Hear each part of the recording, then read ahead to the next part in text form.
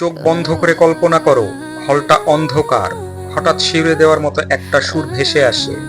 সেই মুহূর্তেই পর্দায় দেখা যায় সিদ্ধার্থ মালহোত্রা একদিকে আর জাহ্নবী কাপুর অন্যদিকে। দুজন স্বপ্নের মতো নীরবতা ছেয়ে দাঁড়িয়ে। বুম! তারপরেই আসে সুরেলা গান পরদেশিয়া, এবং মনে হয় এই প্রেম জয় করবে। কাহিনী ও টোন পরম সুন্দরী নিয়ে আসছে একটি ক্রস কালচারাল রোমান্টিক কমেডি। উত্তর ভারতের পরম এবং দক্ষিণের সুন্দরী, দুই মনের মধ্যে ভাষা, সংস্কৃতি আর হাসির কাজল খেলা করে ভালোবাসার গল্প। ট্রেলার এমন ভাবে সাজানো হয়েছে যে চেন্নাহি রোমান্স, ব্ল্যাক ওয়াটার্সের সৌন্দর্য আর তালে তালে হাসি যেন একসাথে নাচছে। Star cast and chemistry, Siddharth Malhotra একদম জাপিতাগ্রাহী ছেলে, না জানি ছেলের চোখে পালঙ্কের ধুলো আর পাঞ্জাবি সাজে ব্লকবাস্টার স্বপ্ন। জাহ্নবী কাপুরের সুন্দরী, কলিজার স্বপ্ন আর চোখে ভাঁজ, একটু মিষ্টি একটু দারুণ।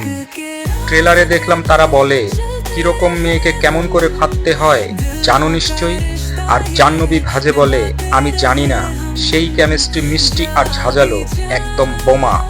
গীত ও সাউন্ড ট্র্যাক, প্রথম গীত পারদেশিয়া, একটু শুনলে মনে হবে তুমি 2000-এর যুগটাতে পৌঁছে গেছো। সুর, রিদম সব কিনে নিলে শোনার পর থেকেই আর সরাতে পারবে না। আর একটা কন্ট্রোভার্সারি সিনেমায় আছে ক্রাশ রোমান্টিক সিন। কিছু গোষ্ঠী আপত্তি তুলেছে এটা ধর্মের সম্মান হরণ বলে। এটা সিনেমাকে আরো আলোচনার বিষয় বানিয়েছে।